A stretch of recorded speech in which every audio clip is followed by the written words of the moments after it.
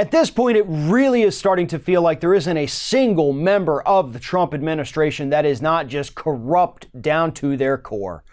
The most recent member of the Trump administration to be exposed as a complete liar and, corrupt individual is the Secretary of Transportation, Elaine Chao.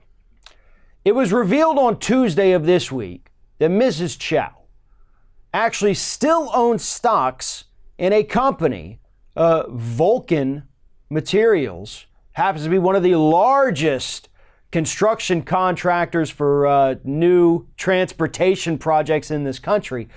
She used to sit on their board, but when she accepted the post of Secretary of Transportation, she signed a piece of paper saying, I'm resigning from the board.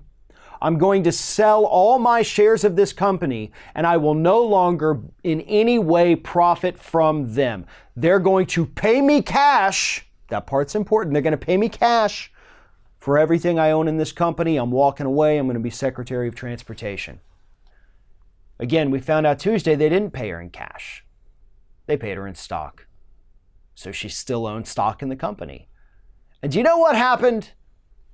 Well, she's made $40,000 off that stock because the company that she owns stock in, that she swore she was completely divesting from, wouldn't even be associated with them, they're directly benefiting from her position as Secretary of Transportation.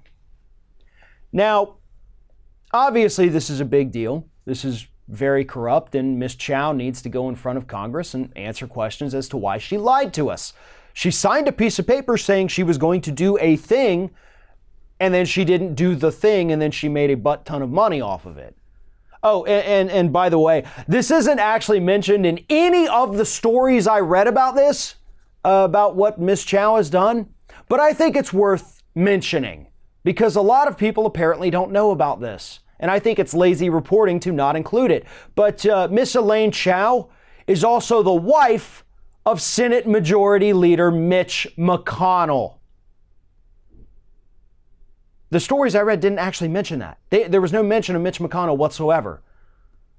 And when you have the most powerful Republican in the Senate and his wife is Secretary of Transportation and she's lying to the public and making these ill-gotten gains that also would benefit her husband, Mitch McConnell, I would think it would be worth throwing his name in a story just so people understand that the two are connected, legally connected by a marriage license. And I'm willing to bet that that corruption doesn't just stop at the wife. I'm willing to bet it probably even came from the husband. We already know he's been steering contracts towards some of his Kentucky donors through the Department of Transportation. There's a lot there that really needs to be fully investigated, and I'm willing to bet that at the end of it, there would be enough evidence available to get both McConnell and Chao out of office. But more importantly, this is a pattern. This is something we have seen since day one of the Trump administration. These people are nothing but liars and thieves, and they are not draining the swamp. They're just the newest invasive species living in it. I want to read you. This is from Vanity Fair. All of the corruption that we know about, no, not even all of it, it's just some of it from the Trump administration. First you had Scott Pruitt, former EPA head, who used his post to jet set on taxpayers' dimes to find a job for his wife, among a dizzying array of other venalities. There's Tom Price, who was also forced to resign in 2017 amid questions about his extensive taxpayer-funded travel. There's Ryan Zinke, the former Interior Secretary, who awarded a contract to restore Puerto Rico's electrical grid to an ill-equipped two-person company run by his neighbor. There's Wilbur Ross, Trump's Commerce Secretary, who also promised to divest from his stocks, but he didn't, saw those shares increase in value. Treasury Secretary Steve Mnuchin similarly vowed to divest from his film company, Storm Chaser Partners, but sneakily sold his ownership interest to his wife. And of course, there's the big man himself, whose astonishing web of conflicts of interest have made it impossible to distinguish the line, where the line is between his presidency and his business. It's a pattern of behavior, folks.